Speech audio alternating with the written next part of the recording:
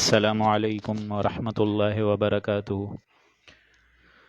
الحمد للہ نحمده ونستعینه ونستغفره ونؤمن به ونتوکل علیہ ونعوذ باللہ من شرور انفسنا ومن سیئات اعمالنا من يهده اللہ فلا مضل له اشهد ان لا الہ الا اللہ وحدہ لا شریک له ونشهد ان محمدا عبده ورسوله اما بعد اعوذ باللہ من الشیطان الرجیم بسم اللہ الرحمن الرحیم اذن للذین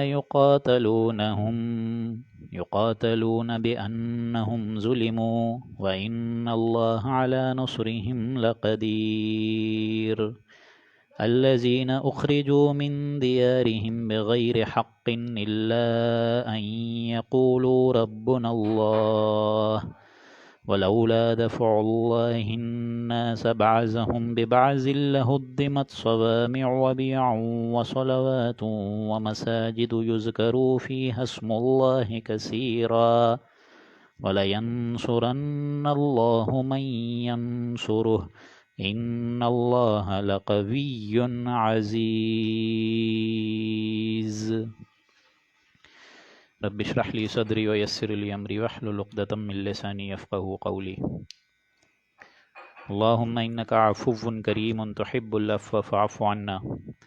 اللہم لا تدع لنا فی مقامنا ھذا ذنبا الا غفرتہ ولا ہما الا فرجتہ ولا کربا الا نفستہ ولا دیما الا قضیتہ ولا مریضا الا شفیتہ ولا میتا الا رحمتہ برحمتک یا عزیز و یا غفار آمین یا رب العالمین۔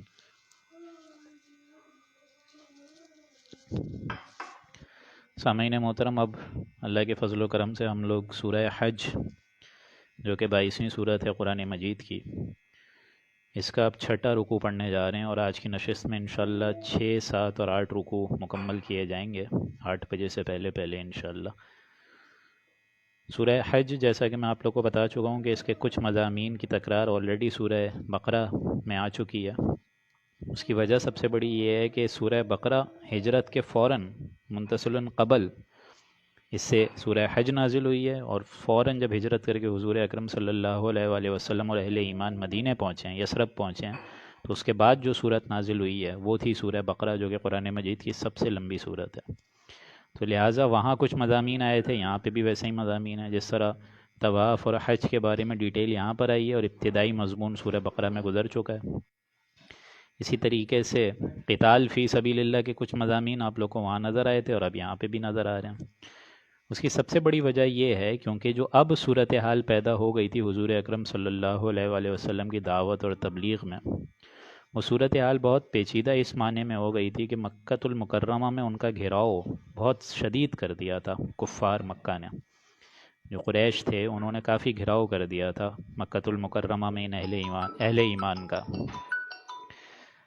نتیجہ کیا نکلا کہ ان کو گھروں سے نکلنے پر مجبور کر دیا گیا، ان کو ستایا گیا، اس 10 سے 12 برس کے عرصے میں ان کو پرزیکیوٹ کیا گیا، ٹارچر کیا گیا۔ یہ ساری وجوہات کی بنا پر تمام اہل ایمان حضور اکرم صلی اللہ علیہ وآلہ وسلم کے ہمراہ ہجرت کرنے پر مجبور ہو گئے۔ تو اس سے قبل تو اللہ تعالیٰ نے ہاتھ روکے ہوئے تھے ان لوگوں کے، اہل ایمان کے، باقاعدہ وحی جلی کے ذریعے سے۔ وہی خفی سمجھیں کیونکہ قرآن مجید میں تو اس کا ایک طریقے سے اعلان نہیں ہوا، لیکن اللہ تعالیٰ نے پہلے ہی بتا دیا تھا حضور اکرم صلی اللہ علیہ وآلہ وسلم کے ذریعے کہ کفوا ایدیکم، کہ تم کو ہاتھ نہیں اٹھانے ان کفار کے لیے، چاہے کچھ بھی ہو جائے، چاہے زندہ جلا دیے جاؤ، چاہے زندہ زمین میں دفن کر دیے جاؤ، تب بھی ان کفار پر ہاتھ نہیں اٹھانے 12 برس تک۔ Even no raising of hands in self defence, کچھ بھی نہیں کرنا ہے۔ لیکن اب ان کے ہاتھوں کو آپ نوٹ کریں گے کیونکہ ہجرت کے بعد اب ایک نئی شکل ہوگی، تو اب ان کے ہاتھوں کو کھولا جا رہا ہے، کیونکہ جو ظلم ان مسلمانوں پر ہوا ہے تو اب ان کو اینٹ کا جواب جو ہے ایک طریقے سے پتھر سے دے گا اللہ تعالیٰ، اور ان کو بھی دینا چاہیے۔ اسی لیے اب ہم لوگ بسم اللہ کر رہے ہیں۔ اعوذ باللہ من الشیطان الرجیم، بسم اللہ الرحمن الرحیم۔ اذن للذین یقاتلون بانہم ظلموا، اب ان لوگوں کو لڑنے کی عام اجازت دے دی گئی ہے، جنگ یعنی کہ اب قتال فی سبیل اللہ فرض کر دیا گیا ان مسلمانوں پر۔ یقاتلون بانہم ظلموا، ان لوگوں پر کہ جن پر بہت ظلم کیا گیا۔ مکۃ المکرمہ میں ان کا جو گھیراؤ ہے وہ تنگ کر دیا گیا تھا ایک طریقے سے، اتنا انہوں نے ستایا، اتنا انہوں نے حضرت بلال، حضرت سمیہ کو ٹارچر کرا، پرزیکیوٹ کرا، کہ اب ان پر جو ہے ظلم کی انتہا ہو گئی، تو اب ہم ان کے ہاتھ کھول رہے ہیں۔ ایک وقت تھا موقع کی مناسبت سے ہم نے ان کے ہاتھ بند رکھے تھے، لیکن اب ان کو ایک عام کھلی چھوٹ دی جا رہی ہے کہ اب تم جنگ کر سکتے ہو مدینے میں آنے کے بعد۔ وَإِنَّ اللَّهَ عَلَى نَصْرِهِمْ لَقَدِيرٌ، اور بلا شبہ اللہ تعالیٰ ان کو غالب کر دینے پر پوری قدرت رکھتا ہے۔ اللہ تعالیٰ اپنے اوپر لے رہا ہے یہ چیز کہ اللہ اب مدد کرے گا ان لوگوں کی، وہ اپنے آپ کو اکیلا نہ سمجھیں، تنہا نہ سمجھیں، بے یار و مددگار نہ سمجھیں، اللہ تعالیٰ اب خود مدد کرے گا ان لوگوں کی۔ پہلے بھی اللہ تعالیٰ ہی کی مدد تھی، لیکن وہاں آرڈر تھا کہ اپنے ہاتھوں کو روکے رکھو، لیکن اب اللہ تعالیٰ از خود ان کا حامی و ناصر ہوگا۔ الذین اخرجوا من دیارہم بغیر حق، اور یہ وہ لوگ ہیں جو اپنے گھروں سے نکال دیے گئے بغیر حق، مطلب ظلم اور انتہا کی وجہ سے نکالنے پر ان کو مجبور کر دیا گیا۔ یہ کون تھے؟ یہ مہاجرین تھے، یہ اپنے اہل و عیال کو وہاں چھوڑ کر ان مکہ کے رحم و کرم پر چھوڑ کر آ گئے، اور کس وجہ سے؟ الا ان یقولوا ربنا اللہ، محض اتنی بات پر کہ وہ تمام اہل ایمان کہتے تھے کہ ہمارا رب اللہ ہے، یعنی انہوں نے صرف یہی کہا نا کہ ہمارا رب الہ ہے، اللہ جو ہے ایک ہی معبود ہے، ہمارے دوسرے کو جو تم من گھڑت خیالات میں ملوث ہو اور دیوی دیوتا کو پوچھتے ہو تو ہم تو ان کو نہیں مانتے، ہم دوسرے الہ کو قبول کرنے کو تیار نہیں ہیں۔ الا ان یقولوا ربنا اللہ، کہ ہمارا جو رب ہے وہ تو صرف اللہ سبحانہ و تعالیٰ کی ذات ہے۔ ولولا دفع اللہ الناس بعضهم ببعض، یہ مضمون دیکھیں اب پہلے بھی آ چکا ہے، اب یہاں دوبارہ آ رہا ہے۔ یہی مضمون سورہ بقرہ میں، جس طرح میں نے بتایا کہ اس کے مضامین کافی میچ کرتے ہیں اس صورت سے، تو 251 آیت میں یہ مضمون آ چکا ہے جب طالوت اور جالوت کی جنگ کا وہاں ذکر آیا تھا کہ اللہ وقتاً فوقتاً زمین کی صفائی کرتا رہتا ہے۔ زمینوں میں جب مفسد اور فاسق اور ناہنجار لوگ کثیر تعداد میں آ جاتے ہیں تو اللہ کچھ لوگوں کے ذریعے ان کو نیست و نابود کر دیتا ہے، کوئی ایسی چیز لے آتا ہے اللہ تعالیٰ جس کے ذریعے سے کفر اور فسق و فجور کا خاتمہ ہو جاتا ہے۔ تو اگر ایسا اللہ نہ کرے تو زمین میں تو فساد ہو جائے، لہٰذا زمین میں فساد کی بچنے سے، زمین میں یوں سمجھیے کہ قتل و غارت اور خون ریزی سے بچنے کے لیے اللہ تعالیٰ کچھ لوگوں کو دوسرے لوگوں پر غالب کر دیتا ہے۔ اس لیے دیکھیں یہاں بھی وہی مضمون ہے، وَلَوْلَا دَفْعُ اللَّهِ النَّاسِ، اگر یہ بات نہ ہوتی کہ اللہ تعالیٰ لوگوں کا ایک دوسرے کے ہاتھ سے زور نہ گھٹواتا رہتا، ایک دوسرے سے دوسرے لوگوں کو دفع نہ کرتا رہتا، بعضهم ببعض، آپس میں ایک دوسرے کو زور جو ہے ایک دوسرے کا نہ گھٹواتا رہتا، کمی نہ لاتا اللہ تعالیٰ، لَهُدِّمَتْ صَوَامِعُ وَبِيَعٌ وَصَلَوَاتٌ، تو یہ تو اپنے اپنے زمانے میں جتنی کی جتنی عبادت گاہیں ہیں اور اسی طریقے سے خانگاہیں ہیں، اور یہودیوں کی بھی عبادت خانے تھے، وہاں مسلمانوں کی بھی مسجدیں تھیں، وصلوات جہاں مسجدیں ہیں، وہ مساجد یذکر فیہا اسم اللہ کثیرا، جن میں اللہ کا نام لیا جاتا ہے، یہ تمام چیزیں تو ایک دم منہدم ہو جاتی، تباہ و برباد ہو جاتی۔ یعنی اپنے اپنے وقتوں میں جو عبادت گاہیں لوگوں نے بنائی وہ کہاں رہتی ہیں اگر یہ اللہ تعالیٰ جو ہے یہ ان چیزوں کو دور نہ کرتا؟ تو ظلم اور ستم کی تو انتہا ہو جاتی کہ یہ لوگ مسجد، خانقاہیں و مساجد یذکر فیہا اسم اللہ کثیرا، جہاں اللہ تعالیٰ کا نام بکثرت لیا جاتا ہے، ان کو تو اللہ، مطلب اگر اللہ ایسے ہی چھوڑ دیتا تو ان تمام چیزوں کو تو یہ تو نیست و نابود کر دیتے۔ وَلَيَنْصُرَنَّ اللَّهُ مَن يَنْصُرُهُ، یہ آیت بہت اہم ہے، اور یہاں اس لیے آئی ہے کیونکہ دیکھیں اب قتال فی سبیل اللہ کا مرحلہ ایک طریقے سے اوپن کر رہا ہے اللہ تعالیٰ۔ اللہ کہہ رہا ہے کہ بے شک، اس میں کوئی شک نہیں ہے کہ لازماً، یہ جو لفظ آئے وَلَيَنْصُرَنَّ اللَّهُ، نون کے اوپر جو تشدید کے ساتھ آتی ہے عربی میں، تو اس کو کہتے ہیں کہ بڑے زور سے بات کہی جا رہی ہے کہ لازماً، اٹل شدنی عمل ہے کہ اللہ تعالیٰ وَلَيَنْصُرَنَّ اللَّهُ مَن يَنْصُرُهُ، کہ لازماً اللہ تعالیٰ مدد کرے گا جو کہ اللہ کی مدد کرے گا، جو کہ اللہ کے دین کی مدد کرے گا، اللہ تعالیٰ ان کی مدد میں لگ جاتا ہے۔ یہ ایک طرفہ دوستی نہیں ہے، جس طرح ہم پڑھ چکے ہیں فَاذْكُرُونِي أَذْكُرْكُمْ، کہ تم مجھے یاد رکھو میں تمہیں یاد رکھوں گا۔ تم اللہ کی مدد کرو گے، اللہ کے دین کے غلبے کے لیے تن من دھن کی بازی لگاؤ گے، تبھی اللہ کی مدد آئے گی۔ یہ انداز بڑا ہلا دینے والا ہے اس انداز میں کہ یہاں بہت کثرت سے اللہ تعالیٰ نے ایک زور تاکید سے یہ بات کہی ہے وَلَيَنْصُرَنَّ اللَّهُ مَن يَنْصُرُهُ۔ اگر آپ کی دوستیاں اللہ کے باغیوں سے ہوں اور دوستیاں جو ہیں وہ اس کے دشمنوں سے ہوں، وفاداری ان سے ہو، رازداری ان سے ہو، اور پھر ہم کہیں کہ اللہ ہماری مدد کرے گا، تو یہ تو ایک دم انہونی سی بات ہے۔ جس طرح ابھی میں بتا چکا ہوں کہ اللہ کو آپ یاد رکھیں گے تو اللہ بھی آپ کو یاد رکھے گا۔ یہی چیز ہم پڑھ چکے ہیں اس سے پہلے اسی صورت میں کہ امید جو ہے اللہ کی مدد آئے گی، اس پر ایک امید بھی تو ہونی چاہیے نا، امید ہونا بہت ضروری ہے، ورنہ اگر یہ امید کی رسی ہی کٹ جائے تو انسان اوندھے منہ زمین پر گر پڑے۔ اور لازماً اللہ مدد کرے گا، اللہ پر یقین رکھیں۔ اور یہ اللہ تعالیٰ مدد کیوں کرے گا؟ اللہ تعالیٰ معاذ اللہ کمزور تو نہیں ہے۔ ان اللہ لقوی عزیز، اللہ تعالیٰ زبردست ہے، توانا ہے، مضبوط ہے، قوی ہے اور عزیز ہے، غلبے والا ہے، زبردست ذات ہے۔ الذین ان مکناہم فی الارض، یہ آیت جو ہے آیت نمبر 41، یہ بھی آج کے فلسفی کے لحاظ فلسفیانہ انداز سے بہت اہم ہے، اور ہر دور میں جو حکومت قائم ہوتی ہے، چاہے دین اسلام کی حکومت ہو یا پھر یہ ہے کہ مسلمانوں کی اس طریقے کی حکومت کسی بھی خطے میں اللہ تعالیٰ اگر قائم کر دے تو اس کا اصل مینیفیسٹو کیا ہونا چاہیے، اس کے اصل گولز کیا ہونے چاہیے۔ جس طرح یہی ملک پاکستان جو آج کی تحریک نے اٹھایا ہوا ہے اور اس کو ریاست مدینہ کا ایک لقب دے رہے ہیں کہ یہ انشاءاللہ ریاست مدینہ جیسی ایک پوری اسٹیٹ بنے گی، لیکن یہاں دیکھیں اللہ تعالیٰ کیا فرما رہا ہے کہ کس طریقے کا معاملہ ہونا چاہیے کہ جن کو ہم زمین میں تمکن دیتے ہیں۔ الذین ان مکناہم فی الارض، اور بے شک وہ لوگ جن کو ہم دنیا میں حکومت دیں گے، تمکن دیں گے، طاقت دیں گے، غلبہ دیں گے۔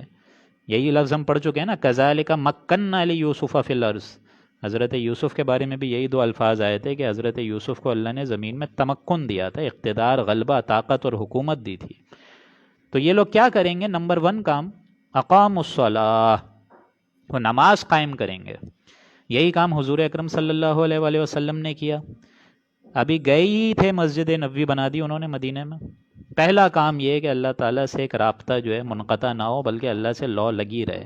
نماز سے مدد، صبر اور نماز سے مدد لینے کا اللہ تعالیٰ نے اسی سورہ بقرہ میں، اسی قرآن مجید میں آلریڈی بتایا ہوا ہے ہمیں۔ تو پہلا کام حضور نے بھی یہی کرا، اقاموا الصلاۃ۔ نمبر 2 وآتوا الزکاۃ، دوسرا کام حضور نے اس لیول تک کرا کہ زکوٰۃ کو بھی قائم کروا دیا، یعنی ہر اسٹیٹس میں۔ یہاں تک یہ نوبت آ گئی کہ حضرت عمر رضی اللہ تعالیٰ عنہ کے دور خلافت میں ایک شخص نہ بچا زکوٰۃ لینے والا۔ تو گویا یہ زکوٰۃ کا نظام بھی قائم کرنا، اور اس کے بعد وَأَمَرُوا بِالْمَعْرُوفِ وَنَهَوْا عَنِ الْمُنْكَرِ، اور پھر نیک کاموں کا وہ ایک دوسرے کو کہیں گے کرنے کو، نیک کاموں کی تدبیر کرنے کو کہیں گے، دوسروں کو بھی نیکیوں کا حکم دیں گے، وَنَهَوْا عَنِ الْمُنْكَرِ، اور برے کاموں سے بھی لوگوں کو منع کریں گے۔ یعنی جب تک یہ معاملہ نہ ہو تو یہ ریاست مدینہ کا جو کانسیپٹ ہے، یا پھر اللہ تعالیٰ کی جو دین اور اقامت دین کی جو جدوجہد ہے وہ تو ادھوری رہ جائے گی اگر یہ معاملہ نہ ہو۔ نمبر 1 یہی کہ جو ہم حکومت دیتے ہیں، اقتدار، غلبہ دیتے ہیں، پہلا کام نماز کی پابندگی قائم کرنا اس کو، پھر زکوٰۃ کا ایسا اسٹیٹ قائم کر دینا، اور اس کے پابند ہر انسان ایسا ہو جو کہ امر بالمعروف اور نہی عن المنکر کا فریضہ انجام دے رہا ہو، نیکیوں کا حکم دے اور برائیوں سے روکے۔ یہاں تک حضور اکرم صلی اللہ علیہ وآلہ وسلم نے فرمایا کہ اے انسانوں، اگر تم دیکھو کسی کو برا کرتے ہوئے، کوئی بدی کما رہا ہے، تو پہلا فرض تمہارا یہ ہے، اس کے 3 سب ڈویژن حضور نے بتائے، کہ پہلا فرض یہ ہے کہ اس کو اپنے ہاتھ سے روکو، طاقت سے روکو۔ اب مسلمانوں میں تو طاقت ہی نہیں ہے، تو دوسرا کیا ہے؟ دوسرا یہ ہے کہ اس کو اپنے زبان سے روکو کہ بھائی اللہ کے اس حکم کی فرما برداری کرو، اللہ کے حکم کی جو ہے نافرمانی مت کرو، معصیت مت اختیار کرو۔ اور تیسرا حکم یہ ہے کہ اگر اس سے بھی نہ ہو تو ایٹ لیسٹ دل میں یہ سوچو کہ میں جو کام دیکھ رہا ہوں یہ غلط ہے اور یہ نہیں ہونا چاہیے۔ اگر دل میں بھی ایمان نہیں ہے تو حضور نے فرمایا کہ اس کے بعد ایمان نہیں ہے تمہارے دل میں، اگر یہ کیفیت بھی تمہارے دل میں نہیں ہوتی ہے۔ وَنَهَوْا عَنِ الْمُنْكَرِ وَلِلَّهِ عَاقِبَةُ الْأُمُورِ، اور بالآخر تمام کام جو ہیں، تمام کاموں کا جو انجام ہے وہ تو خدا ہی کے اختیار میں ہے، تمام چیزیں لوٹا دیے جائیں گی، تمام کام جو انجام ہوتے ہیں وہ تو اللہ ہی کے نزدیک ہوتے ہیں، سب کاموں کا جو انجام ہے وہ تو خدا ہی کے اختیار میں ہے۔ وَإِن يُكَذِّبُوكَ، تو اے نبی اگر آپ کو جھٹلائیں، یہ قریش آپ کی بات نہیں سمجھ رہے ہیں، بالخصوص آپ کو یہاں جانب سے مجبور کر دیا گیا ہے، تو ظاہر بات ہے فقد کذبت قبلہم قوم نوح وعاد وثمود، تو آپ سے پہلے بھی قوم نوح والے لوگوں نے بھی حضرت نوح کا انکار کیا، جھٹلایا ان کو، وعاد، عاد کی قوم نے بھی، سمود کی قوم نے بھی، وقوم ابراہیم وقوم لوط، اور قوم ابراہیم نے بھی جھٹلایا، قوم لوط نے بھی انکار کرا، واصحاب مدین، اور اہل مدین والے بھی جن پر حضرت شعیب کو بھیجا گیا تھا، وکذب موسیٰ، اور حضرت موسیٰ کا بھی یہی، ان کی قوم کا بھی یہی رویہ رہا، فَأَمْلَيْتُ لِلْكَافِرِينَ، تو میں نے ان کافروں کو تھوڑی سی مہلت دی، تھوڑی ان کی رسی دراز کری، تھوڑی ان کو ڈھیل دی، تاکہ وہ اور اپنی گناہی میں اور اپنے اور سرکشی اور ناہنجاری میں مزید اضافہ ان کے ہو جائے۔ ثم اخذتهم، پھر میں نے ان کو پکڑ لیا. تھوڑی سی اللہ نے مہلت تو دی لیکن اچانک ان کو اللہ کے عذاب نے پکڑ لیا. فکیف کان نکیر، سو دیکھو میرا عذاب کیسا ہوا. یعنی اللہ تعالیٰ ہم سب کو ہلا کر کہہ رہے ہیں کہ دیکھو جب میں ان بڑی بڑی قوموں کو پکڑتا ہوں، حالانکہ وہ قومیں جو کہ قوم قریش سے بھی زیادہ طاقتور ہیں، زیادہ مضبوط تھیں، پہاڑوں کو تراش تراش کے رہتی تھیں، یہ سب کام وہ کرتے تھے، لیکن میری جب پکڑ آئی فکیف کان نکیر، تو دیکھو میری پکڑ کیسی تھی، کیسی غضبناک میری پکڑ تھی ان کے معاملے میں. تو یہ ساری باتیں جو ہیں یہ ایک گویا کہ مینیفیسٹو دیا گیا ہے. یہ جو پورا قرآن مجید ہے دراصل یہ حضور اکرم صلی اللہ علیہ وآلہ وسلم کی دعوت کے اراؤنڈ یوں سمجھیے ریوالو کر رہا ہے. حضور خود ایک مجسم قرآن مجید تھے. کوئی بھی قومیں اگر وجود پاتی ہیں، کوئی بھی قومیں ترقی یافتہ ہوتی ہیں تو وہ کیوں ہوتی ہیں؟ کچھ اس کا مینیفیسٹو ہوتا ہے، کچھ اس کے گولز ہوتے ہیں کہ ہماری حکومت آئے گی، کسی پارٹی کی حکومت آئے گی تو ہم یہ کریں گے. تو اب حضور اکرم صلی اللہ علیہ وآلہ وسلم کا جو مدینے میں داخلہ ہو رہا ہے وہ تو بے تاج بادشاہ کی حیثیت سے ہو رہا ہے، وہاں آلریڈی ان کو اختیار و اقتدار تو ملنا ہی ہے. تو وہاں کس طریقے سے ان کی پارٹی کی کیا تدبیر ہوگی، کیا حکمت ہوگی، کیا مشیت ہوگی، تو یہ تو اللہ تعالیٰ نے پہلے ہی بتا دیا. اللہ کی طرف سے یہ مینیفیسٹو پہلے ہی بتا دیا گیا کہ جو لوگ ہم دیتے ہیں جن کو تمکن، الذین ان مکناہم فی الارض، وہ تین ہی کام کرتے ہیں. سب سے بڑی بات، پہلی چیز اقاموا الصلاۃ، نماز قائم کرتے ہیں، اور یہ پہلا کام جس طرح میں بتا چکا حضور کر چکے. پہنچتے ہی مسجد نبوی کی تعمیر، پھر وآتوا الزکاۃ، پھر زکوٰۃ کا حکم، اور پھر فائنلی امروا بالمعروف ونہوا عن المنکر، نیکیوں کا حکم اور بدی سے روکنا. تو آج بھی اگر کوئی تحریک اٹھی اور آج بھی امت مسلمہ کا پھر غلبہ ہوا، ہم خود تراشتے ہیں منازل کے سنگ میل، ہم وہ نہ تھے جس کو زمانہ بنا گیا. اگر پھر انشاءاللہ یہ اختیار اللہ تعالیٰ نے مسلمانوں کو دیا تو پھر اس کو اثر نو ان اسٹیپ سے ہو کر گزرنا ہوگا، ورنہ انقلاب نہیں آ سکتا. اور پچھلی قوموں کا ذکر اس لیے کر دیا کہ دیکھ لو تمہارے سامنے بھی قوم نوح ہے، قوم عاد ہے، قوم سمود، قوم ابراہیم، قوم لوط، اصحاب مدین، موسیٰ علیہ السلام کی قوم، ان سب کو میں نے ڈھیل دی، پھر اچانک میں نے پکڑا. تو ایک نقشہ وہ دکھا دیا گیا اور ایک نقشہ فیوچر کا دکھا دیا گیا کہ کس طریقے سے آپ کو حکمت اور تدبیر الہی کس طریقے سے آپ کے لیے مفید ہو سکتی ہے. فَكَأَيٍّ مِّن قَرْيَةٍ أَهْلَكْنَاهَا، اور غرض کتنی ہی بستیاں ہیں جن کو ہم نے عذاب الہی سے ہلاک کر دیا. وَهِيَ ظَالِمَةٌ، اور وہ تھے ظالم. ان سب بستیوں میں گناہ پھیل گیا تھا، شرک و کفر اتنا حد تک پھیل گیا تھا کہ یہ گندگی برائی اور یوں سمجھیے کہ معصیت کا ایک مرکز بن گئی تھی. تو اللہ تعالیٰ کی طرف سے یہی بات ہوتی ہے کہ جب جس طرح انسانی جسم میں اگر اس کا کوئی حصہ گل سڑ جائے تو ایمپوٹیشن کرنی ہوتی ہے، اپلم لو علم، جس کی بھی جو حضرات ڈاکٹر ہیں میری بات سمجھیں گے. تو جب حصہ کوئی گل جاتا ہے، سڑ جاتا ہے، تو اس کا حل یہی ہے کہ اس حصے کو جسم سے خارج کر دیا جائے، نکال دیا جائے. تو جب اس بستیوں میں بھی یہ جو نام بتائے گئے ہیں، ان میں جب ظلم اور ستم اور اس قسم کی ناہنجاری بیدار ہو گئی تھی اور پھیل گئی تھی ان کی جڑوں تک، تو اللہ تعالیٰ بھی یہی کہہ رہا ہے کہ ہم نے بھی ان کو ہلاک کر دیا. اللہ تعالیٰ کی طرف سے یہ سرجیکل آپریشن ہوا ان کے خلاف، اور یہ تھے ظالم. فَهِيَ خَاوِيَةٌ عَلَىٰ عُرُوشِهَا، اور یہ سب ان کی کیفیت تو اب ایسی ہو گئی ہے کہ ان کی چھتیں جو ہیں وہ انہی کے اوپر گری ہوئی ہیں، یعنی ان کو نسیم منسیہ کر دیا گیا. وَبِئْرٍ مُعَطَّلَةٍ، اور کتنی ہی بستیوں کے کنویں ہیں جو کہ اب خالی ہو چکے ہیں، معطل پڑے ہوئے ہیں، ویران پڑے ہوئے ہیں. معلوم ہوتا تھا کہ یہاں بڑے بڑے کنویں موجود تھے، بڑے بڑے ان کے محلات تھے، لوگ جمع ہوتے تھے، ان کا اقتدار غلبہ نظر آتا تھا، لیکن کتنے ہی مضبوط ان کے بنائے ہوئے کنویں جو ہیں وہ تو خالی پڑے ہوئے ہیں. وَقَصْرٍ مَشِيدٍ، اور ان کے دیکھو جا کے محل، وہ محل بھی ایک دم ویران پڑے ہوئے ہیں. ان کو اللہ نے ایک وقت میں اختیار دیا تھا، جاؤ جا کر دیکھو الحمرہ کو، دیکھ لو آج جہاں ان کی حکومت قائم تھی اب وہ ویران پڑا ہوا ہے. اور محلات کو دیکھ لو کس طرح ویران پڑے ہوئے ہیں. تو انسان کا ایک حشر یہ بھی ہے، اور دوسرا حشر یہ ہے کہ اگر انسان سیدھے راستے پر چلے تو اس کو اللہ کی طرف سے جزائے خیر مل سکتی ہے. افلم یسیروا فی الارض، کیا انہوں نے دیکھا نہیں زمین میں چل پھر کر، فتکون لہم قلوب یعقلون بہا، کہ ان کے دل ایسے ہیں کہ وہ سمجھنے سے خالی ہیں، وآذان یسمعون بہا، یا ان کے کان ہیں وہ بھی سمجھنے اور سننے سے قاصر ہیں. یہاں یہ آیت کیوں بتائی گئی یہ بھی سمجھ لیجئے اچھے طریقے سے، کہ انسان از خود ایک مرکب وجود کا حامل ہے. اس کا ایک حیوانی وجود ہے اور ایک روحانی وجود ہے. حیوانی وجود جو ہے عالم خلق میں بنا ہے، یہ 9 ماہ کے اندر جو رحم مادر میں ہم لوگ بنے ہیں سارے کے سارے، یہ سارا عالم خلق کا معاملہ ہے. اس میں غذا ہے، پروٹین ہے، نطفہ ہے، علقہ ہے، مضغہ ہے. اسی صورت میں ہم یہ ساری سٹیجز پڑھ چکے ہیں. یہ عالم خلق ہے.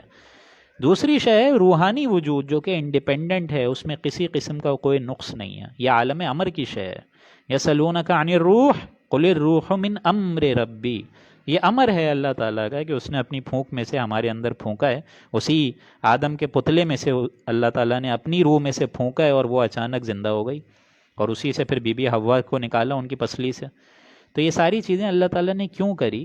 اس کی سب سے بڑی وجہ یہ ہے کہ اس حیوانی وجود کی بھی اپنی ایک عقل ہے، اس حیوانی وجود کی اپنی ایک سوچ ہے، اپنی ایک آنکھ ہے، اپنے ناک کان آنکھ ہیں، جس کو ہم پڑھ چکے ہیں سورہ بنی اسرائیل میں، ان السمع والبصر والفؤاد کل اولئک عنہ کان مسئولا، کہ یہ جو تمہیں حواس خمسہ دیا گیا ہے، یہ سننے کی طاقت دی گئی ہے، دیکھنے کی طاقت دی گئی ہے، یہ جو تمہارے اوپر کمپیوٹر اللہ نے فٹ کیا ہے عقل، یہ وہ حیوانی اجزاء ہیں جس سے آپ حواس خمسہ کے ذریعے سے نالج ایکسٹریکٹ کرتے ہیں۔ یہ تمام چیزوں کا تعلق ہے آپ کے حیوانی وجود سے، عالم خلق میں جو بنا ہے۔ لیکن انسان کا جو دوسرا پہلو ہے روحانی وجود، اس روحانی وجود کی بھی اپنی ایک عقل ہے، اس کی اپنی ایک سوچ ہے، اس کی اپنی ایک فکر ہے، اس کی اپنی ایک آنکھ ہے، اس کا اپنا ایک نظریہ ہے۔ ان دونوں میں ایک زمین آسمان کا فرق ہے۔ لیکن یہ جو روحانی وجود ہے یہ بھی دیکھتی ہے، یہ بھی سنتی ہے، اس کی بھی اپنی ایک غیر مرئی آنکھیں ہیں۔ اس لیے یہ آیت کو آپ دیکھیں کہ دونوں چیزوں کا واضح فرق آپ کو نظر آ جائے گا، حیوانی وجود کی عقل، سوچ اور آنکھ اور بصارت کا، اور روحانی سوچ، عقل، فکر، اس کی آنکھ، اس کی بصارت، اس کے کان۔ یہ سمجھیے گا اس آیت کو ذرا دل سے کہ افلم یسیروا فی الارض، کیا انہوں نے دیکھا نہیں زمین میں چل پھر کر، فتکون لہم قلوب، ان کے دل تو ہیں لیکن آنکھیں تو ہیں، اس لیے کہ آنکھیں، فتکون لہم قلوب یعقلون بہا، ان کے دل تو ہیں لیکن کچھ سمجھتے نہیں ہیں، یعنی ان کے دل ہیں جن سے یہ بات سنتے نہیں ہیں، سمجھتے نہیں ہیں، غور نہیں کرتے، فکر نہیں کرتے۔ او آذان یسمعون بہا، یا ان کے دل تو ہیں لیکن وہ پھر بھی کسی چیز کو نہیں سنتے سمجھتے۔ آگے جو آیت ہے وہ اہم ہے، فَإِنَّهَا لَا تَعْمَى الْأَبْصَارُ وَلَكِنْ تَعْمَى الْقُلُوبُ الَّتِي فِي الصُّدُورِ، یہ اس لیے کہ آنکھیں اندھی نہیں ہوتی بلکہ دل اندھے ہو جاتے ہیں جو سینوں کے اندر محفوظ ہیں۔ یہ کس اعتبار سے اندھا پن ہے آپ ذرا دیکھیں، ابو جہل کیا اندھا تھا؟ وہ کس اعتبار سے اندھا تھا؟ یہ ابو لہب کیا اندھا تھا؟ کس اعتبار سے تھا؟ ولید بن مغیرہ اندھا تھا، بہرا تھا، کس اعتبار سے تھا؟ ان کی آنکھیں تو تھیں لیکن ان کی روحیں اندھی ہو چکی تھیں۔ یہ اس طریقے کے زمین پہ چلنے پھرنے والے انسان ہیں کہ سنتے اور سمجھتے ہوئے بھی قاصر ہیں، آنکھیں تو ہیں لیکن ان کی روحیں اندھی ہو گئی ہیں۔ اسی طریقے سے کان تو ہیں لیکن جو روحانی کان ہے وہ ایک دم اپنی صلاحیت سے محروم ہو چکے ہیں۔ کیوں؟ کیونکہ ان کے اندر ضد، ہٹ دھرمی، اعراض، تکبر، عصبیت اتنی تھی کہ روح نہ دیکھتی تھی نہ سنتی تھی۔ لہٰذا آنکھوں کا اندھا ہونا اتنی بڑی شے نہیں ہے جتنا دل کا اندھا ہو جانا ہے۔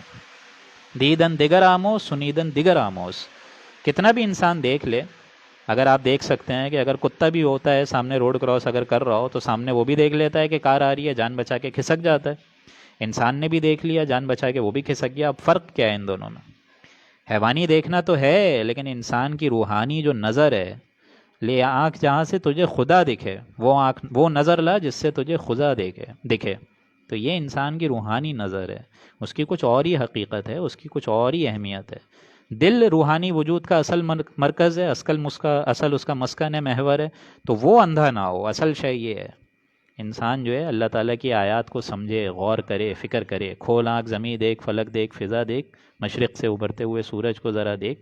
تو اس لیے اللہ فرما رہا ہے کہ آنکھ اندھی نہیں ہوتی بلکہ ولیکن تعمى القلوب التي في الصدور، بلکہ دل اندھے ہو جاتے ہیں جو سینوں میں ہیں، وہ اندھے ہو جاتے ہیں، وہ پھر نہیں دیکھ پاتے، اللہ تعالیٰ کی حقانیت نہیں سمجھ پاتے۔ وَيَسْتَعْجِلُونَكَ بِالْعَذَابِ، اور اے نبی آپ سے عذاب الہی کی فرمائش کر رہے ہیں، اس میں جلدی کر رہے ہیں کہ کب آئے گا عذاب۔ آپ کو 12 برس ہو گئے بولتے بولتے، کس طرح آئے گا عذاب، کب آئے گا؟ اب یہ معاملہ تو ظاہر بات ہے اللہ تعالیٰ کے ہی درمیان ہے اور اس کی مخلوق کے درمیان ہے۔ وَلَن يُخْلِفَ اللَّهُ وَعْدَهُ، اس لیے اللہ تعالیٰ کے نبی نے بھی یہی فرمایا کہ اللہ تعالیٰ اپنا وعدہ خلافی نہیں کرے گا۔ وہ عذاب آئے گا تو، لیکن کیسے آئے گا؟ اس کا کیا دفتن آئے گا یا اچانک آئے گا یا بعد میں آئے گا؟ قُلْ إِنْ أَدْرِي قَرِيبٌ أَمْ بَعِيدٌ مَا تُوعَدُونَ، یہ ہم پڑھ چکے ہیں سورہ انبیاء کے آخر رکوع میں، کہ یا تو وہ عذاب قریب ہے یا دور ہے، مجھے اس کا اندازہ نہیں ہے، ٹائم ٹیبل ہم نہیں بتا سکتے، لیکن وہ امر ہے، وہ اللہ کا پورا ہوگا۔ وَإِنَّ يَوْمًا عِندَ رَبِّكَ كَأَلْفِ سَنَةٍ مِّمَّا تَعُدُّونَ، اور یقیناً آپ کے رب کے پاس کا ایک دن انسانی سوچ اور انسانی شمار کے موافق 1000 سال کے برابر ہے۔ یہ دوسری مرتبہ یہ مضمون آیا ہے، ایک دفعہ یہاں ہے، ایک دفعہ سورہ سجدہ میں بھی آئے گا۔ یہ آیات متشابہ ہے، ابھی ہمیں ان کا حقیقی علم نہیں ہے کوئی، لیکن بتائی یہ بات جا رہی ہے کہ اللہ تعالیٰ کی طرف سے جو احکامات نافذ ہوتے ہیں اس روئے زمین پہ، جو فرشتوں کو دیے جاتے ہیں، اس کی ایگزیکیوشن ہوتی ہے، اللہ کی مشیت، اس کی پلاننگز کا جو نقشہ اللہ تعالیٰ بناتا ہے، وہ یا ظاہر بات ہے وہ تمہارے نزدیک 1000 برس کے برابر ہے، جو کہ اللہ کے یہاں کا ایک دن ہے۔ یہ جو بڑے بڑے فیصلے ہوتے ہیں، اللہ کی مشیت، پوری نوع انسانی کا کتنا رزق بانٹنا ہے، کس طریقے سے کب کس کا جو اجل مسمى ہے وہ پوری ہونی ہے، کب کس کو دنیا میں آنا ہے، یہ تمام معاملات انسانی سوچ اور انسانی قیاس کے مطابق، لوگوں کے شمار کے موافق وہ 1000 سال ہیں، جو کہ اللہ کے نزدیک ایک دن کی برابر ہے۔ سمپل۔ اسی وجہ سے ایک حدیث ہے، ضعیف حدیث ہے، یہ بھی آپ ذرا سنیں گے تو ذرا، کیونکہ اس میں کافی علماء جو ہے ایک تھوڑے اختلاف ہے، لیکن پھر بھی میں بتا دیتا ہوں کہ اللہ تعالیٰ کی ایک روایات میں ہم نے سنی ہے یہ چیز کہ اللہ سبحانہ و تعالیٰ حضور اکرم صلی اللہ علیہ وآلہ وسلم نے فرمایا کہ میں نہیں سمجھتا کہ میری امت جو ہے وہ اللہ کے نزدیک اتنی حقیر ہے اور اتنی کمزرف اور کمزور ہے کہ اس کو ایک دن کی بھی مہلت دی جائے۔ پھر آپ نے حضور نے تھوڑا سا انتظار فرمایا، توقف فرمایا، اور پھر فرمایا کہ کم سے کم آدھا دن اور ہوگا، یعنی اس خاتمے سے پہلے آدھا دن اور ہوگا۔ دنیا جو ہے اس کا جانا، اس کا فانی ہونا تو امر شے ہے، اس کو تو اٹل ہونا ہے، لیکن کم سے کم اللہ کے نزدیک آدھا دن میری امت کے لیے اور ہوگا، 1.5 دن۔ ایک دن اللہ کے نزدیک کیا ہو گیا؟ 1000 برس، اور آدھا دن کا مطلب کیا ہو گیا؟ 500 سال۔ تو 1000 اور 500 کو اگر آپ جوڑیں تو 1500 سال۔ اور آج جس صدی میں ہم لوگ جی رہے ہیں وہ 1400 صدی ہے، 1436 یا 1438، بلکہ وہ بھی اب کراس ہو گئی، اب تو 1440 کے بھی آگے نکل گئے ہم لوگ۔ تو یوں سمجھیے کہ یہ جو سارے قیامت کے معاملات ہونے والے ہیں، یہ غالب گمان ہے کہ اسی 15ویں صدی میں 1500 جو ایئرز پوری ہوگی اسلامی مملکت کی، یعنی امت مسلمہ کی، غالب گمان یہ ہے کہ یہ سارے حالات اور واقعات رونما ہونے شروع ہو جائیں گے۔ اسی لیے فرمایا وَإِنَّ يَوْمًا عِنْدَ رَبِّكَ كَأَلْفِ سَنَةٍ مِّمَّا تَعُدُّونَ، آپ کے رب کا ایک دن انسان سوچ کے مطابق، انسانی سوچ اور شمار کے موافق کے اعتبار سے 1000 سال کے برابر ہے۔ وَكَأَيٍّ مِّن قَرْيَةٍ أَمْلَيْتُ لَهَا، اور کتنی ہی بستیاں ہیں جن کو اللہ تعالیٰ نے مہلت دی تھی، وَهِيَ ظَالِمَةٌ، پھر بھی وہ ظلم و نافرمانی میں اڑے رہے، ثُمَّ أَخَذْتُهَا، پھر میں نے ان کو پکڑ لیا، دفعتاً عذاب آ گیا ان پر، وَإِلَيَّ الْمَصِيرُ، اور سب کو میری طرف لوٹنا تھا، یعنی آخری فیصلہ کن انجام جو ہے اللہ ہی کے پاس ہوگا روز قیامت میں۔ یہاں اللہ کے فضل سے ایک چھٹا رکوع ہو گیا اور 2 رکوع اور رہتے ہیں۔ آگے چلتے ہوئے فرمایا قُلْ يَا أَيُّهَا النَّاسُ، اے لوگوں۔ یہاں اس سورہ مبارک میں آپ نے دیکھا ہوگا بار بار اللہ تعالیٰ نے یہاں خطاب کرتے ہوئے بتایا اے لوگوں، مسلمان نہیں، کفار نہیں، اہل ایمان نہیں، اسی طریقے سے منافقین نہیں، بلکہ یا لوگوں، یا ایھا الناس، اے لوگوں۔ اور یہ یوں سمجھیے کہ وہ مقامات ہوتے ہیں قرآن مجید کے جہاں ہر انسان کو اپنے اندر جھانک کے دیکھنا ضروری ہے اور اپنے اندر غوطہ زنی کرنی ضروری ہے۔ قرآن میں وہ غوطہ زن ہے مرد مسلمان، اپنے گریبانوں میں آپ سوچیں۔ اور یہاں اسٹریٹ فارورڈ انداز میں لکھا ہوا ہے جو ہم نے عقیدے رکھے ہوئے ہیں حضور کے بارے میں، اور ہمارے جو کانسیپٹس ہیں کہ ہم کچھ بھی کر لیں لیکن تیرے محبوب کی امت میں سے ہیں، لیکن یہاں کیٹیگوریکل اسٹائل میں اللہ تعالیٰ کیا فرما رہا ہے حضور اکرم صلی اللہ علیہ وآلہ وسلم کو کے تھرو، انما انا لکم نذیر مبین، اے نبی آپ فرما دیجئے کہ اے لوگوں، میں صرف اور صرف تمہارے پاس ایک کھلم کھلا ڈرانے والے کی حیثیت سے آیا ہوں، خبردار کرنے کی حیثیت سے آیا ہوں، صاف صاف بات بتلانے آیا ہوں، سمجھانے آیا ہوں کہ یہ مراحل آنے والے ہیں۔ اس سے آگے زیادہ امیدیں مت لگانا۔ اسی الفاظ اسی رکوع میں آگے چل کے آپ لوگ پڑھ لیں گے، امانی کا بھی لفظ آیا ہے، ابھی چند آیت بعد ہم وہ پڑھیں گے، تو کسی قسم کی بھی امیدیں مت لگاؤ اللہ تعالیٰ سے۔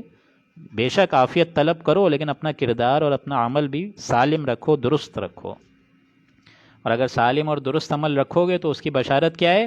فَالَّذِينَ آمَنُوا وَعَمِلُوا الصَّالِحَاتِ، جو لوگ ایمان لائیں گے اور پھر عمل صالح کی بھی پونجی لے کر اللہ کے پاس جائیں گے، لَهُم مَغْفِرَةٌ وَرِزْقٌ کریم، ان کے لیے مغفرت ہے اور باعزت روزی ہے، یعنی جنت الفردوس میں ہر طریقے سے اللہ تعالیٰ ان کو خنتیں دے گا، نوازیں دے گا، اسی طریقے سے نعمتوں سے نوازے گا۔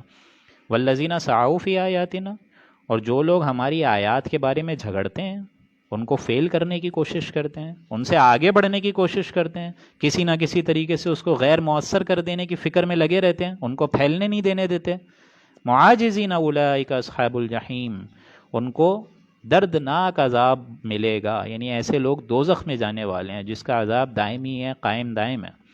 وما ارسلنا من قبلک من رسول ولا نبی الا اذا تمنا. اب یہ جو آیت آ رہی ہے آیت نمبر 52، یہ بہت مشکلات قرآن میں سے ایک ہے، اور اس کو سمجھاتے ہوئے بھی تھوڑی گھبراہٹ ہوتی ہے. اللہ تعالیٰ اس کا حق ادا کروا سکے ہم سے. اس کو سمجھنے کے لیے یہ سمجھیے کہ اللہ تعالیٰ جو ہے ایک اللہ سبحانہ و تعالیٰ کا دین ہے، دین کریم مکمل دین ہے، اور اسی طریقے سے اس دین کو پھیلانے کے لیے ایک شیطان کی ایک الگ پالیسیز ہیں، شیطان کے الگ ایجنٹس ہیں، شیطان کے الگ الگ اس کے یوں سمجھیے دوست احباب ہیں. تو ایک طرف تو ساری کی ساری صالح مسلمان نیک نیت انسان ایک طرف ہیں، اور دوسری طرف شیاطین اس کے ایجنٹس ایک طرف ہیں. ایک تو یہ سمجھ لیجئے، یعنی اللہ تعالیٰ کے دین کو پھیلانے کے لیے سب سے بڑی جو رکاوٹ ہے وہ شیطانوں کی طرف سے اصل شے یہ ہے. اس لیے دیکھیں یہاں الفاظ کیا آ رہے ہیں، وما ارسلنا من قبلک من رسول، اور ہم نے نہیں بھیجا کوئی بھی رسول اس سے قبل، ولا نبی، اور کوئی نبی بھی ایسا نہیں بھیجا، الا اذا تمنا القى الشیطان فی امنیتہ، مگر یہ کہ جب اس نے اللہ کے احکام میں سے کچھ پڑھا، فی امنیتہ، اور امنی ایک باندھی، ایک یوں سمجھیے کہ تدبیر لگائی کسی رسول نے یا نبی نے، فینسخ اللہ ما یلقی الشیطان، تو پھر شیطان نے اس کو بھلا ڈالا. یعنی یہ کہ اگر کوئی نبی یا رسول کسی بھی قسم کی کوئی پلاننگ کرے، کوئی نقشہ بنائے، یعنی ایک تو ہدایت آ رہی ہے اللہ کی طرف سے، اس کو اچھے طریقے سے سمجھیے گا، ایک تو ہدایت آ رہی ہے، آرڈرز آ رہے ہیں بتمام و کمال اللہ کی طرف سے کہ یہ کرو یہ نہ کرو. اس میں ظاہر بات ہے کسی بھی خطا کا تو کوئی امکان ہے ہی نہیں، وہی یہ جلی ہو چاہے وہی یہ خفی ہو، وہ تو محفوظ ہیں ابدی. لیکن اس کا مطلب یہ نہیں ہے کہ حضور کی بھی یا کسی کی بھی نبی کی یا کسی بھی رسول پیغمبر انبیاء کی اپنی کوئی شخصیت نہیں ہوتی تھی. پلاننگ تو ہوتی تھی نا کچھ.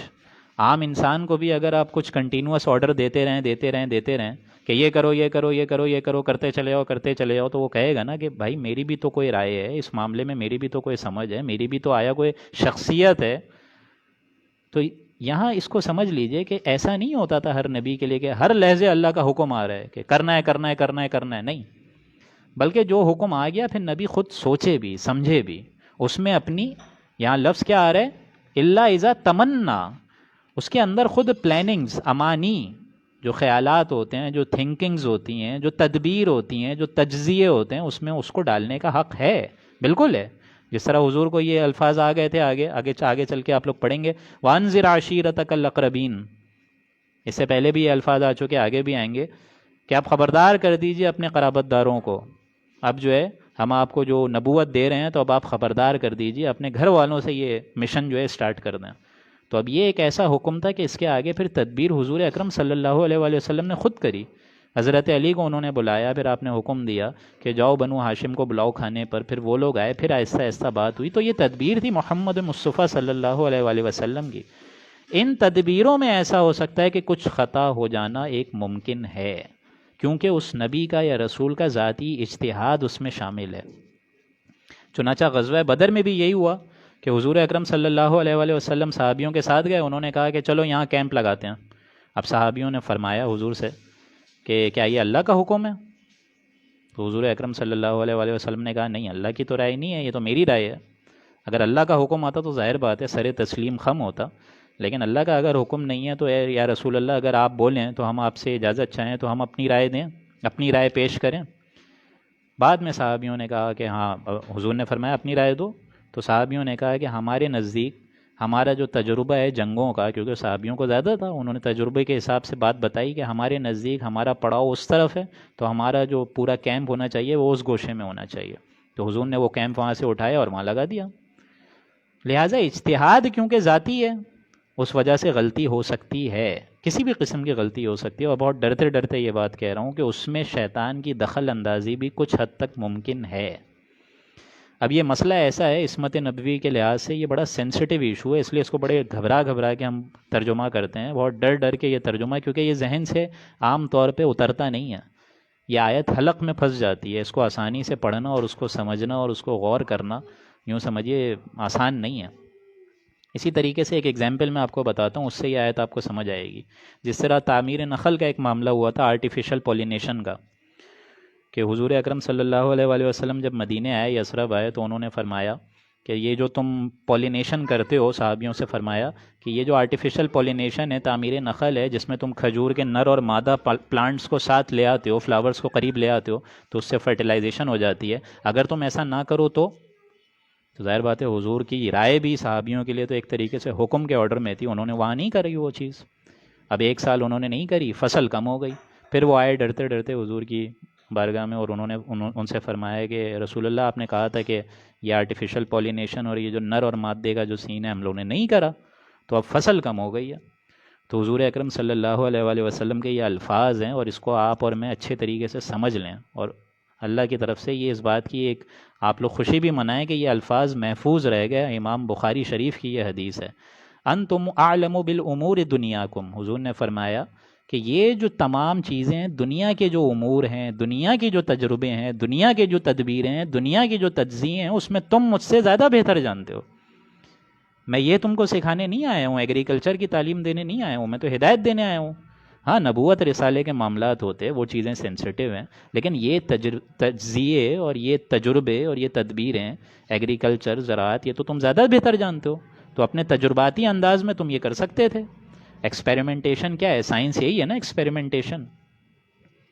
تو یہاں فرمایا گیا، اب آپ لوگ کو یہ آیت سمجھ آئے گی کہ وَمَا أَرْسَلْنَا مِن قَبْلِكَ مِن رسول، اور اے حضور اکرم صلی اللہ علیہ وآلہ وسلم، ہم نے آپ سے پہلے کوئی اور رسول ولا نبی اور کوئی نبی نہیں بھیجا الا اذا تمنا القى الشیطان، مگر یہ کہ جب وہ کوئی اپنی اسکیم بناتے، کوئی پلاننگ کرتے، تو شیطان ان کے خیال میں کچھ ڈال دیتا. امنیتہ، تمنا، آرزو. ایگزامپل جس طرح جب حضرت ابو طالب کا انتقال ہوا تو حضور اکرم صلی اللہ علیہ وآلہ وسلم کو جو ذاتی پروٹیکشن موجود تھی بنو ہاشم کی طرف سے، تو وہ تو ختم ہو گئی.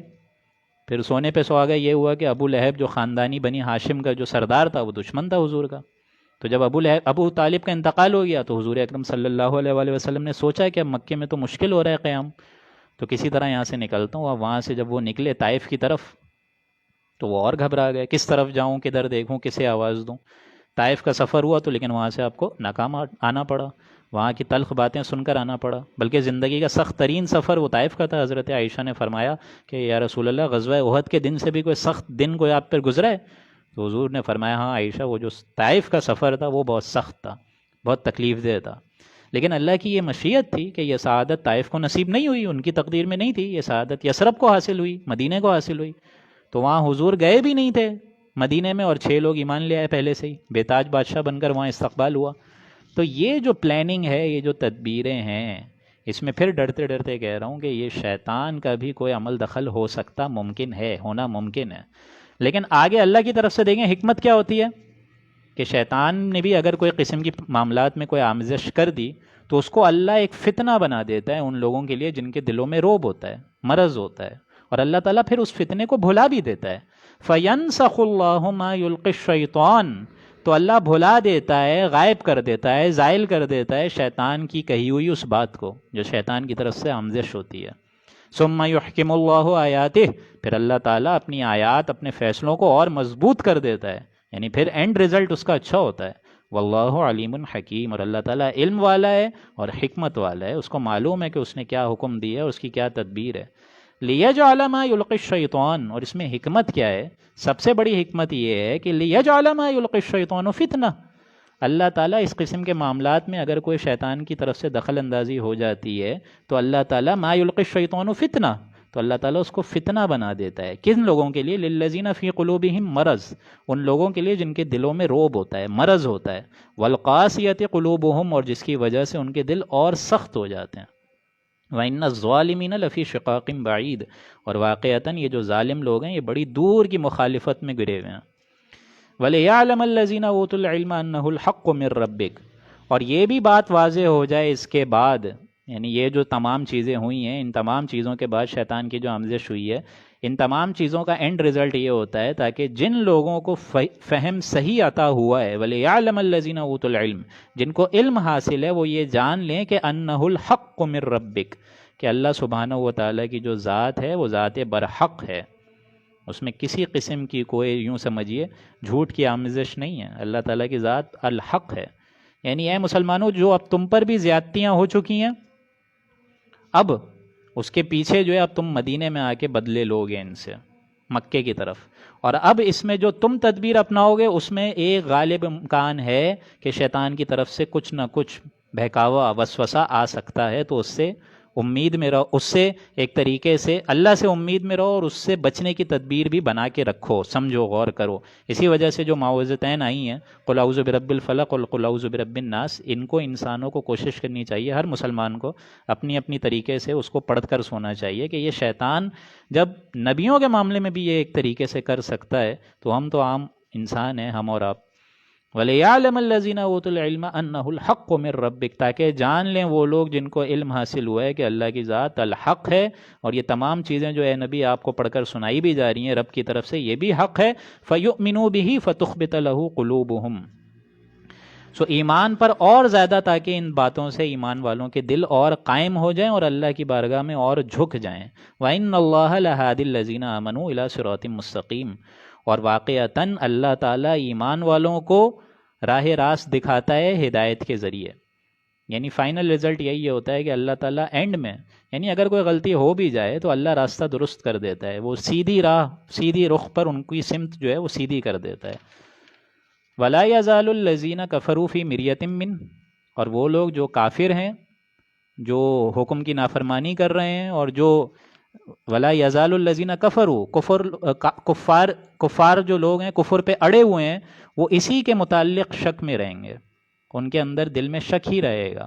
حَتَّى تَأْتِيَهُمُ السَّاعَةُ بَغْتَةً، یہاں تک کہ ان پر دفعتاً قیامت آ جائے گی، اللہ کا عذاب آ جائے گا۔ أَوْ يَأْتِيَهُمْ عَذَابُ يَوْمٍ عَقِيمٍ، یا ان پر کسی ایسے دن کا عذاب آ جائے گا جو بے برکت ہوگا، بانجھ والا عذاب ہوگا، یعنی کسی بھی خیر اور برکت سے خالی ہوگا۔ الملک یومئذ للہ، بے شک ملک یعنی بادشاہی، اختیار، اقتدار اللہ ہی کا ہے، اس روز بھی اللہ کا ہوگا، اور آج بھی دیکھیں تو اللہ ہی کا ہے۔ یہ تو ایک پردہ پڑا ہوا ہے دنیا پہ ایک، کہ یہ بادشاہ صاحب ہیں اور یہ جو ہے یہ اس کی پرجا ہے، رعایا ہے، یہ سارے معاملات ہیں، لیکن ایک دن ایسا آئے گا جس دن بادشاہت کل کی کل روز قیامت اللہ کی ہی ہوگی۔ لمن الملک اليوم للہ الواحد القہار، اور کہہ دیا جائے گا اس دن کہ آج کے دن کس کی بادشاہی ہے؟ آج کے دن اللہ کی بادشاہی ہے، جو کہ واحد ہے، اکیلا تنہا ہے، اور قہار ہے، پورے طریقے سے چھایا ہوا ہے۔ یحکم بینہم، اللہ فیصلہ کرے گا ان دونوں کے درمیان۔ فالذین آمنوا وعملوا الصالحات فی جنات النعیم، تو جو لوگ ایمان والے ہیں اور عمل صالح کی پونجی لے کر آئے، اللہ تعالیٰ ان کو جنات النعیم، چین کے باغوں میں لے کر چلے جائے گا۔ والذین کفروا وکذبوا، اور جو لوگ کفار ہیں اور انہوں نے جھٹلایا ہماری آیات کو، بآیاتنا، فاولئک لہم عذاب مہین، تو ان کے لیے ذلت کن اور رسوا کن عذاب ان کے لیے تیار ہے، اہانت ناک آمیز عذاب تیار آلریڈی ان کے لیے موجود ہے وہاں پہ۔ والذین ہاجروا فی سبیل اللہ، اب دیکھیں چونکہ ہجرت کا حکم ہے، کیونکہ اب یہ ساری کی ساری میں بتا چکا ہوں، یہ آیات جو نازل ہو رہی ہیں وہ اثناء سفر میں نازل ہو رہی ہیں، اس کے بعد جو ہے مدینے پہنچتے ہی سورہ بقرہ کی آیات نازل ہونا شروع ہو گئیں، اور اس سے پہلے اب سورہ حج کی آیات نازل ہو رہی ہیں۔ اسی وجہ سے ہم مصحف میں جو پڑھ چکے ہیں، پہلے سورہ بقرہ پڑھ چکے ہیں، وہ مدنی صورت ہے، اور یہ چونکہ درمیانی صورت ہے، اس لیے میں نے بتایا تھا کہ علماء کا اس میں اختلاف ہے کہ یہ مکی صورت ہے یا مدنی، تو اس میں دونوں آیات ہیں۔ مکے میں جو حضور اکرم صلی اللہ علیہ وآلہ وسلم نے دور گزارا اس کی بھی آیات موجود ہیں، جو اثناء سفر ہجرت میں ہوئی اس کی بھی آیات موجود ہیں۔ اسی لیے فرمایا، یہاں سے 8واں رکوع بھی ہو گیا شروع، والذین ہاجروا فی سبیل اللہ، جو لوگ ہماری راستے میں جنہوں نے ہجرت کری، کیونکہ اب ہجرت کا حکم ہو چکا ہے، ثم قتلوا، اور پھر قتل کر دیے گئے، کسی جنگ میں انہوں نے حصہ لیا، وہاں پہنچتے ہی کتنے ہی لوگ غزوہ بدر میں شہید ہو گئے، کتنے ہی لوگ غزوہ احد میں شہید ہو گئے، ثم قتلوا او ماتوا، یا کوئی اپنی طبی موت مر گیا، لَيَرْزُقَنَّهُمُ اللَّهُ رِزْقًا حَسَنًا، دونوں صورتوں میں اللہ نے یہ اپنے اوپر ذمہ ٹھہرایا ہوا ہے کہ اللہ سبحانہ و تعالیٰ لازماً ان کو رزق حسنہ دے گا، عمدہ رزق دے گا۔ وَإِنَّ اللَّهَ لَهُوَ خَيْرُ الرَّازِقِينَ، اور اللہ تعالیٰ بہترین رزق دینے والا ہے، سب رزق دینے والوں میں سے بہترین رزق اللہ ہی کا ہے، اور وہی دینے والا ہے، اور وہ بہترین رزق کیا ہے؟ لَيُدْخِلَنَّهُمْ مُدْخَلًا يَرْضَوْنَهُ، اور اللہ تعالیٰ ان کو ایسی جگہ لے کر چلے جائے گا جہاں پر وہ لوگ راضی ہو جائیں گے، رضی اللہ عنہم ورضوا عنہ، یعنی انسان پھر راضی ہو جائے گا اللہ سبحانہ و تعالیٰ سے۔ وَإِنَّ اللَّهَ لَعَلِيمٌ حَلِيمٌ، اور اللہ تعالیٰ خوب علم والا ہے اور خوب حلم والا ہے، وہ جانتا ہے تمام چیزوں کو، تمام تدبیروں کو جانتا ہے۔ ذَلِكَ وَمَنْ عَاقَبَ بِمِثْلِ مَا عُوقِبَ بِهِ، اب یہ بات تو تم سن چکے ہو مسلمانوں، وَمَنْ عَاقِبَ بِمِثْلِ مَا عُوقِبَ بِهِ، اور اس کے بعد جو شخص کو اس قدر تکلیف پہنچا دے جتنی تکلیف اس کو پہنچائی گئی ہے، ثم بغی علیہ ہے، اور پھر اس شخص کو مزید زیادتی دی جائے، لینصرنہ اللہ، تو اللہ تعالیٰ ایسے انسان کی مدد کرے گا۔ یعنی اے مسلمانوں، جو اب زیادتیاں تم پر ہو چکی ہیں مکے میں، مسلمانوں پر جو گھیراؤ ہو چکا ہے، اب ان کا یہ مدینے میں آ کر حق ہے، ان کو حاصل ہے کہ اب وہ بدلہ لیں۔ اب جو کفو ایدیکم کا کال تھا وہ اب ختم ہو گیا، اب مدینے میں ہم تمہارے ہاتھ کھول دیتے ہیں، اب جاؤ ان سے غزوہ بدر غزوہ احد لڑو، مسئلے کی بات ہی نہیں ہے۔ ہاں اگر ان کی طرف سے اضافی زیادتی ہو تو اب ہم تمہیں گارنٹی دے رہے ہیں لَيَنْصُرَنَّهُ اللَّهُ، کہ اللہ کی مدد پختہ وعدہ ہے اللہ کا کہ وہ تمہاری مدد کرے گا۔ ان اللہ لعفو غفور، یقیناً اللہ تعالیٰ کثیر العفو بھی ہے اور کثیر المغفرت بھی ہے، وہ بخشنے والے اور مہربان ذات ہے۔ ذَلِكَ بِأَنَّ اللَّهَ يُولِجُ اللَّيْلَ، یہ باتیں اللہ تعالیٰ کیوں بتا رہے ہیں کہ اللہ کا نظام عدل اور قسط پر تو قائم ہے دنیا میں بھی، لیکن ایک اللہ کا نظام آفاقی بھی تو ہے، وہاں پہ بھی تو عدل ہے، وہاں پہ بھی تو انصاف ہے، قائمًا بالقسط ہے، ہر شے جو ہے اپنے مدار پر صحیح طریقے سے گھوم رہی ہے، آسمان اور سورج اور چاند اپنے طریقے سے چل رہے ہیں، ساری چیزیں ہیں نا۔ اسی لیے ذالک بأن اللہ یولج اللیل فی النہار، یہ اس لیے کہ اللہ تعالیٰ پروئے لاتا ہے رات کو دن میں، ویولج النہار فی اللیل، اور دن کو رات میں داخل کر دیتا ہے، وَأَنَّ اللَّهَ سَمِيعٌ بَصِيرٌ، اور اللہ تعالیٰ سنتا ہے اور خوب جانتا ہے، دیکھنے والا بھی ہے۔ ذَلِكَ بِأَنَّ اللَّهَ هُوَ الْحَقُّ، اور یہ اس لیے بھی کہ اللہ تعالیٰ کی ذات الحق ہے، ذات برحق، جس کا حق ہونا ثابت ہے، یقینی ہے، اٹل ہے، شدنی ہے۔